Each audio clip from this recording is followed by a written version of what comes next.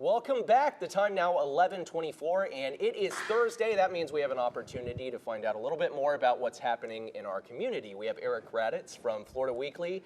Good morning, Eric. Good morning. How are you all doing? Doing excellent. Yeah, doing great today. Excellent. I know that this week's issue has a lot of topics, starting with the investor influx. Are investors really coming down here and picking places in Southwest Florida? I could only imagine. This is a hot topic right now, yeah. obviously. Yes, and you've seen it here on NBC too. I've been seeing your stories. You guys are doing great coverage, and we've been covering it in Florida Weekly.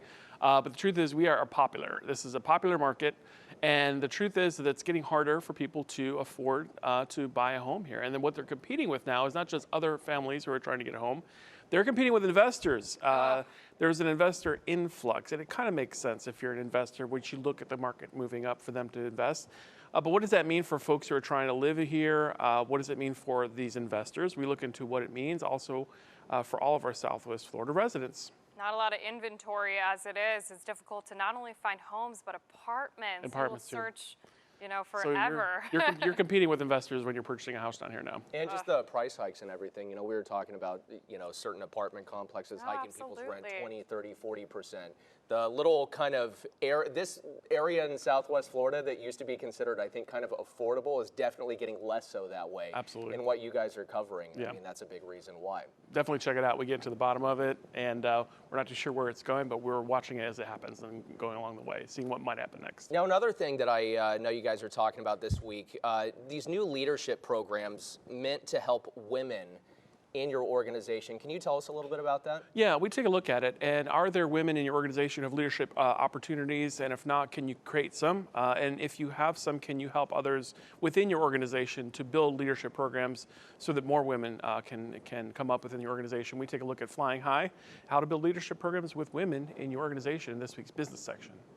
And I like this title here, Bigger Than Elvis. Talk to us about this week's writing edition. Well, Elvis might have left the building, and so did George Washington. This is a great look at one of the authors who's coming to Southwest Florida for the Reading Festival this weekend. So what can you tell me about the Reading Festival? If not much, I'm here to tell you that there's plenty to enjoy in this week's Arts and Entertainment section.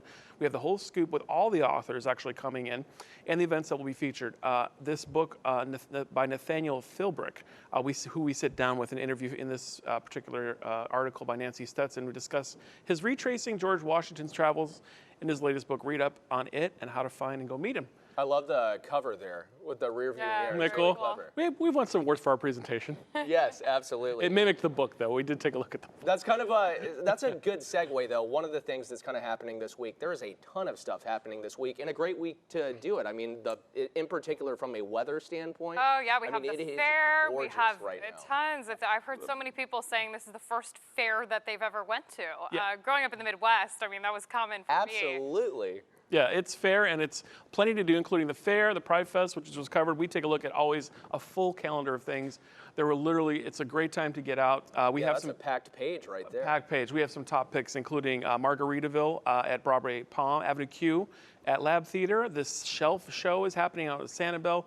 Three Dog Night, who sings Jeremiah was a I love Three Dog Night. I listen to a lot of that with my folks growing up. In town this week. Little River Band. There's also karaoke nights, comedy, art openings, fresh markets, and so much more. Pick up Florida Weekly to find out on stands online on your device and right here on NBC2. Appreciate you guys. Yes, it's nice absolutely. meeting you in person. I've been a fan. Yes, I know. It's been a long time. Good to see you. We'll have to get in on the karaoke. I would like to. I would like that. You say when, I'm there. The viewers, you do not want to see that, though. The karaoke. They might pay to see it. Their ears would hurt after that. But yeah, they could pay to see it.